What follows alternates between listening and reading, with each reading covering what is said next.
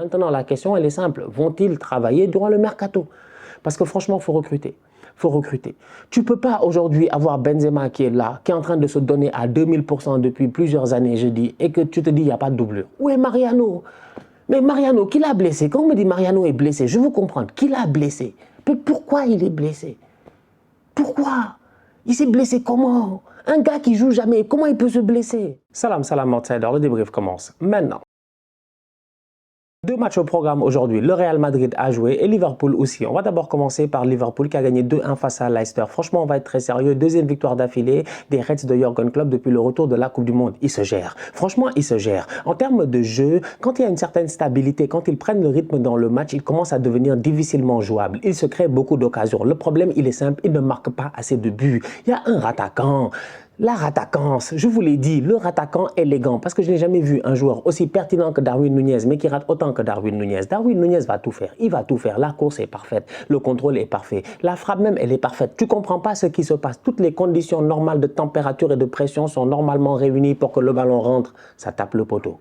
Et après, tu as un gars sur le terrain qui est à Leicester, franchement, Faez, qui marque 2 buts contre son camp. Dans un match où Liverpool a encaissé dès le début du match, et je pense que cela est très facilement justifiable. Le milieu de terrain, Fabinho n'est pas là. Quand Fabinho est là et qu'il est devant la défense, c'est difficile de bouger cette équipe de Liverpool-là parce que lui, il est très discipliné. Son volume de jeu défensif est très élevé. Il ne prend pas beaucoup de risques, son positionnement est parfait. Il sait jouer, je dis bien, dos au but. Un peu comme les Busquets et puis tout ça. Jordan Henderson, c'est pas forcément son rôle. Son rôle, c'est le pressing, c'est pousser, c'est le box-to-box. On le voit sur le terrain, il est constamment au pressing. Aujourd'hui, quand on lui donne le ballon en début de match, il a de la misère à se retourner, c'est compliqué. Il y a un flottement là-bas, il y a un positionnement qui n'est pas mauvais. Chacun est positionné parce qu'il pense que leur coéquipier va se gérer. Le ballon est perdu là-bas. Dewsbury Hall, il se rentre comme du n'importe quoi.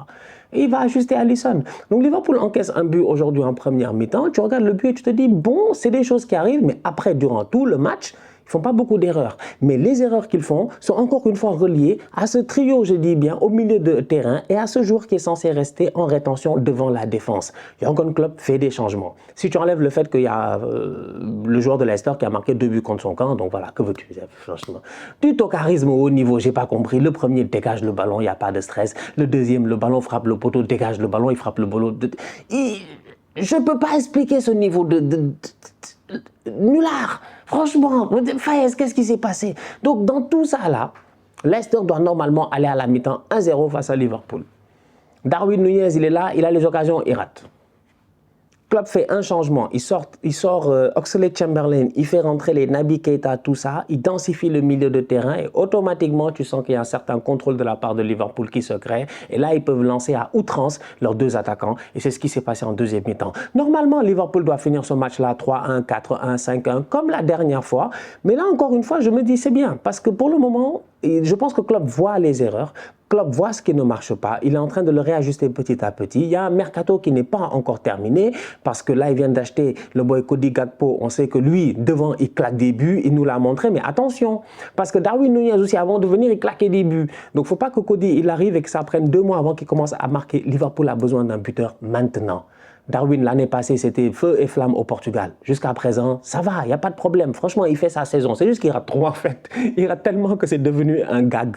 Mais sinon, Darwin, dans le jeu, il est pertinent. Il donne de bons ballons. Il y a un ballon qu'il donne à Salah, c'est un but. Non, il est très intelligent, sincèrement. Il est trop pertinent. C'est la rattaquance. C'est le rattaquant le plus élégant de l'histoire des rattaquants. Dès qu'il va commencer à marquer, vous allez voir, je suis sûr et certain qu'il ne va plus s'arrêter. Donc, en attendant, Cody Gakpo qui vient d'arriver, qui a fait une très belle Coupe du Monde avec les Pays-Bas, lui aussi il se gère et on lui souhaite, je dis bien, de ne pas avoir le même début que Darwin Nunez et on lui souhaite de, dès le début, commencer à claquer des buts. Bref, c'est pour dire que Liverpool, ils sont pas loin de la Ligue des Champions. Tout est encore possible dans ce championnat-là. Les Reds n'ont pas dit leur dernier mot. Top performance de la part de Thiago Alcantara. Cependant, Thiago Alcantara, il a besoin à côté de lui, comme je disais, d'un milieu de terrain qui soit capable de rester derrière. Parce que Thiago, il est très bon, il n'y a pas de problème. Sincèrement, dans la transition offensive-défensive, là, il se gère, il se gère. En plus de ça, quand il faut faire des tacles à l'arrêt, des tacles dans les pieds, tout ça, il est très très bon. Mais il ne peut pas être le seul milieu défensif. Il ne peut pas avoir, je dis bien, cette tâche-là de devoir soutenir les Van Dijk et les Matip quand les autres il monte. À côté, j'ai envie de parler de Trent Alexander-Arnold, qui encore une fois, défensivement, fait un bon match. Il se gère. Franchement, il se gère parce que Trent, on l'a beaucoup attaqué parce que souvent, il faisait des conneries, des bêtises. Il glissait par là, il glissait par-ci, il se gérait pas. Mais là, en ce moment, il est très focus dans ses tâches défensives. Il fait un très bon travail. Ça aussi, c'est à saluer. Le Real Madrid, de son côté, faisait son retour en Liga. Les champions en titre ont gagné 2-0 face au Valladolid avec un doublé, je dis bien, de Karim Benzema. Karim Benzema, Karim Benzema, Karim Benzema, est-il blessé, n'est-il pas blessé? Doit-il rester dans le rassemblement de l'équipe de France ou pas? La disponibilité, c'est important. Franchement, on va être très sérieux. Benzema nous a lancé ici tous les messages codés possibles. On a compris. Tu pouvais jouer, les gars t'ont viré, je ne sais pas pourquoi ils l'ont viré, je dis bien de l'équipe de France. Est-ce qu'ils voulaient de la stabilité? Est-ce qu'ils ne voulaient pas que les médias soient là à parler tous les jours en disant Benzema sera-t-il disponible ou pas? Franchement, je ne connais pas la raison, mais la vérité, elle est là, c'est que Benzema, quand tu as vu le match qu'il a donné aujourd'hui, quand tu vois comment il a couru aujourd'hui, tu te dis, le gars là, c'est pas possible qu'il y ait 3 semaines, ils étaient... Non, c'est pas hier qu'il a été guéri. Donc, ceci étant mis de côté, Benzema avait peut-être des choses à régler. Il est venu aujourd'hui, il a claqué un doublé dans un match compliqué. À l'extérieur, face à une belle équipe du Real Valladolid, cette équipe-là, en plus de ça, qui appartient à Ronaldo, vous-même vous le savez, c'est le club de Ronaldo, R9, le Brésilien, c'est lui le propriétaire du Real Valladolid. L'année passée, ils ont fini deuxième de deuxième division, ils sont montés en première division, ils sont là, ils sont fatigants. C'est une équipe qui, quand même, par fulgurance, ils sont capables de faire des choses très intéressantes, ils sont capables de très bien sortir le ballon, et aujourd'hui, ils ont fatigué le Real. Maintenant, le Real, moi, je ne suis jamais pressé avec eux. C'est le Real. Je l'ai toujours dit, c'est le Real. Moi, je ne discute pas beaucoup, c'est le Real. Eux, là, ils peuvent être à 20 à l'heure, tu penses qu'ils sont là, 14 février, 15 février, Saint-Valentin va arriver, ils vont taper, je dis bien les gars, ils vont commencer à nous fatiguer en Ligue des Champions. C'est le Real. Donc du coup, moi, le Real aujourd'hui, la seule chose que je peux dire, c'est que Karim Benzema est de retour, ça fait du bien de le revoir, il est en forme, ça se voit, il est affûté, il claque un doublé, un penalty, un beau but sur un très beau débordement de Camavinga. Comment ça s'appelle? Au milieu de terrain, Modric n'est pas là, mais quand il rentre, tu vois automatiquement l'importance qu'il a. Ceballos, il est sur le terrain, il est plutôt intéressant, il fluidifie le jeu, il se gère pour un joueur qui n'a même pas eu l'occasion de commencer 3 ou 4 matchs, si je ne me trompe pas, titulaire cette saison en Liga. Pour moi, Ceballos, là, en ce moment, quand on a besoin de lui en cette fin de saison, il se gère dans son match. Donc du coup, j'ai envie de dire qu'ils ont joué sans forcer, comme ils ont eu l'occasion de faire avant la Coupe du Monde. Et c'est pour cela que Vallecano, à mon humble avis, il se crée beaucoup d'occasions, beaucoup de courses, je dis bien, sur le côté de Ferland Mendy, un Rudiger qui est obligé de temps en temps de colmater, Alaba aussi, Thibaut Courtois qui fait plusieurs arrêts. Bref, c'est le Real. En fait, c'est pas la peine de beaucoup parler. Tu vas venir commencer à dire, ouais, non, le Real ne sait pas gérer, machin, tout ça. Tu vas voir que dans un mois, ils vont recommencer à taper tout le monde.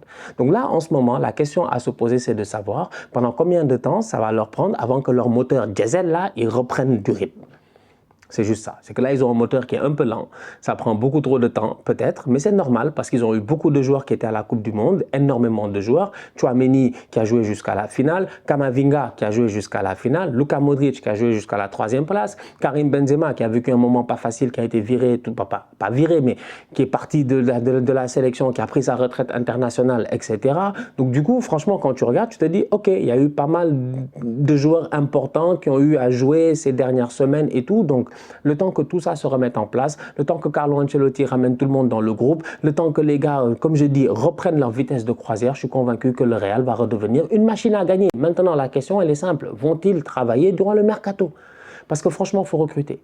Faut recruter. Tu ne peux pas aujourd'hui avoir Benzema qui est là, qui est en train de se donner à 2000% depuis plusieurs années, je dis, et que tu te dis, il n'y a pas de doublure. Où est Mariano? Mais Mariano, qui l'a blessé? Quand on me dit Mariano est blessé, je veux comprendre. Qui l'a blessé? Mais pourquoi il est blessé? Pourquoi? Il s'est blessé comment? Un gars qui joue jamais, comment il peut se blesser? Non. Il y a des problèmes. Il y a des problèmes là-bas aussi. Il y a un recrutement qui doit être fait parce que c'est bien beau. Vinicius, Rodrigo, tout ça, Asensio, c'est bien, mais je pense qu'il manque une arme offensive au Real pour cette deuxième partie de saison parce qu'au niveau du Barça, ils ne vont pas abandonner. Pour le moment, vous-même, vous le savez, c'est un tête-à-tête entre le Barça et le Real. Et le Barça n'a pas encore joué. Donc du coup, à suivre. Mais pour le moment, bravo. Bien joué de la part des Madrilènes qui réussissent. leur reprise. Bon match de la part de Fede Valverde, très actif, franchement très actif au milieu de terrain, côté droit, tout ça comme d'habitude. Maintenant, peut-être qu'il va falloir qu'il digère son élimination précoce avec l'Uruguay, parce que l'Uruguay quand même, je pense que les gars avaient de l'espoir. En tout cas, moi j'avais de l'espoir dans cette équipe d'Uruguay-là. Je me pensais que les Valverde, Darwin Núñez, tout ça, c'était l'année où ils allaient fatiguer les gens, peut-être faire quart de finale et tout. Malheureusement, ça ne s'est pas passé. Ils sont même pas sortis du groupe. C'est la Corée qui était sortie de ce groupe-là. Donc c'est pour dire à quel point je pense que voilà, peut-être Fede Valverde a vécu ça comme une déception. Mais gère-toi, Fede. Franchement, gère-toi. Parce que là, dans ce milieu de terrain-là, cette activité-là, il n'y a que toi qui peux l'amener. Aujourd'hui, il est sur le terrain, il bouge énormément. Maintenant, on attend de retrouver le plus rapidement possible le Fede Valverde d'avant la trêve. C'est-à-dire celui que tu sais qu'à tout moment, il peut claquer une frappe. À tout moment, il peut déclencher. Tu vois. Donc, on va voir. On va voir. Sincèrement, au niveau du Real, patience, calme, comme je dis, c'est le Real. Tu fais le fou, ils te tapent. Donc, c'est pas la peine de beaucoup discuter avec eux. Il faut juste s'asseoir et les regarder. La famille, on se capte très bientôt pour un nouveau débrief. D'ici là, continue à liker, on continue à partager, on s'abonne, on s'abonne, on s'abonne. On est ensemble, on reste en santé, c'est le plus important. Tous outsiders.